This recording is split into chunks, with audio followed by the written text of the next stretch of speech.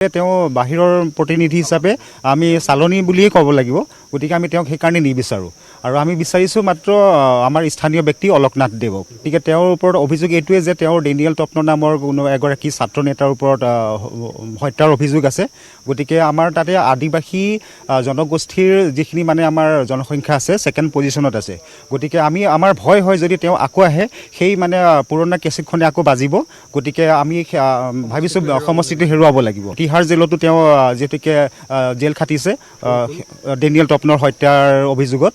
গতিকে আমি সেইকাৰণে তেওঁক এগৰাকী মানে হত্যাকাৰী বুলি ক'ব লাগিব আৰু চাব গ'লে অপৰাধী ব্যক্তি এগৰাকীক আমি নিবিচাৰোঁ। এগৰাকী অপৰাধী হিচাপে অলৰেডি আমি সৰুৰ পৰা ডাঙৰলৈকে গম পাইছোঁ। গতিকে ৰিপুণ বৰা ডাঙৰীয়া তেখেতৰ ডেনিয়েল তপনক যি হত্যাকাণ্ড তেনেকুৱা বহুত আৰু আছে, তেওঁৰ আৰু বহুত কিছু আছে। আমি ইমানখিনিলৈকে নাযাওঁ, ইমানখিনি নকওঁ। আমি স্থানীয় নহয়, আচলতে তেওঁ আমাৰ স্থানীয় নহয়।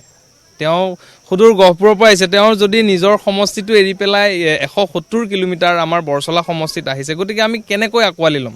তেওঁৰ যিখিনি গোচৰ জড়িত হৈ আছিলে, যে যিহেতু ডেনিয়েল তপনক হত্যা কৰা গোচৰ এটা আমিও জানো আৰু সেইটো ৰাইজে প্ৰতিজনে জানে। যি সৎ ব্যক্তি, তেওঁ যে ভাল হয়, তেওঁ নিজৰ সমষ্টিটো কিয় এৰি থৈ আহিবলগীয়া হৈছে? যে ৰাইজৰ দলে মানি লোৱা সেইটো কথা নহয়, ৰাইজৰ দলৰ মিত্ৰতা থাকিবই, কিন্তু সাধাৰণ ভোটাৰ যিসকল সেইসকলে তেওঁক মানি লোৱা নাই। কংগ্ৰেছৰ ভোটাৰসকলেও মানি লোৱা নাই ৰিপুণ বৰাক যে তেওঁ ডেনিয়েল তপনক হত্যা কৰা গোচৰত তেওঁ তিহাৰ জেললৈ গৈছিলে।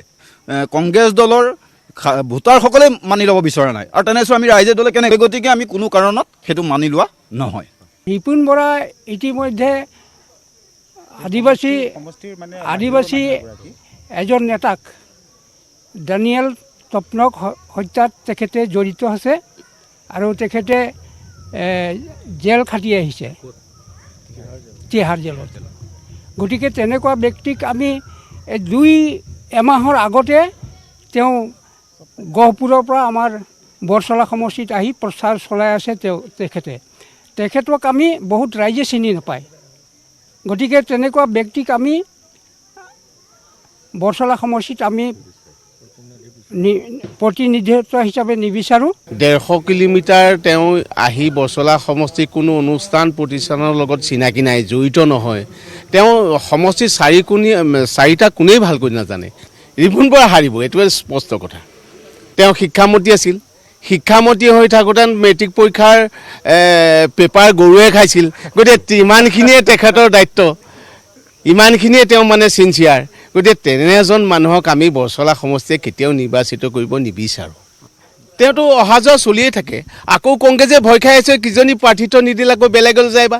কংগ্ৰেছৰ লোকসকলৰ একাংশই কিন্তু কংগ্ৰেছৰ কথা, কেইজনমান তেখেতৰ লগত যদিও ঘূৰি ফুৰিছে, চিনাকি কৰি দি ফুৰিছে সমষ্টিটো, কিন্তু অধিকাংশ কংগ্ৰেছী লোক কিন্তু নাই।